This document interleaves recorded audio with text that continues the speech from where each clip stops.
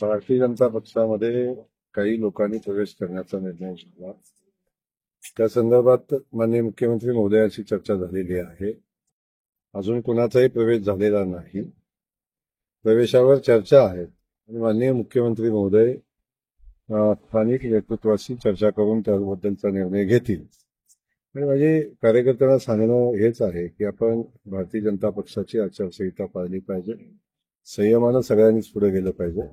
आणि हे करत असताना या ज्या ठिकाणी आपलं गाऱ्हाणं मांडलं पाहिजे त्या ठिकाणी मांडणं अपेक्षित आहे. त्यामुळं अशा पद्धतीनं कुणाचा प्रवेश घ्यावा किंवा कुणाचा प्रवेश थांबवावा हे काय सोलापूर शहरच्या भारतीय जनता पक्षाच्या कार्यालयातून होत नाही, ते मुंबईतून होतं.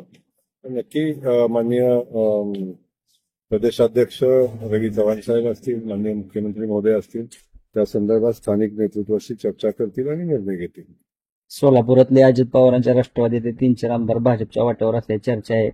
आणि अजित पवारांचे मंत्री दत्तात्रय भरणे यांनी सोलापुरात आले.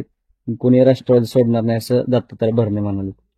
नाही, त्यांचं खरं असेल ना. आता भरणे मामा माझे खूप जवळचे मित्र आहेत आणि ते सांगते ते माहिती कदाचित खरी असावी. त्यामुळे मामांना मामाचा पक्ष वाढवण्याची आणि मामाचा पक्षातल्या माणसं जाग्यावर ठेवण्याची चा अधिकार आहे आणि प्रत्येकाने ती भूमिका घेतली पाहिजे.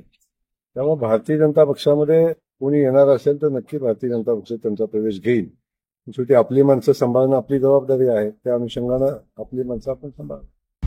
आता isakal.com आहे देशातील नंबर 1 ची मराठी न्यूज वेबसाईट.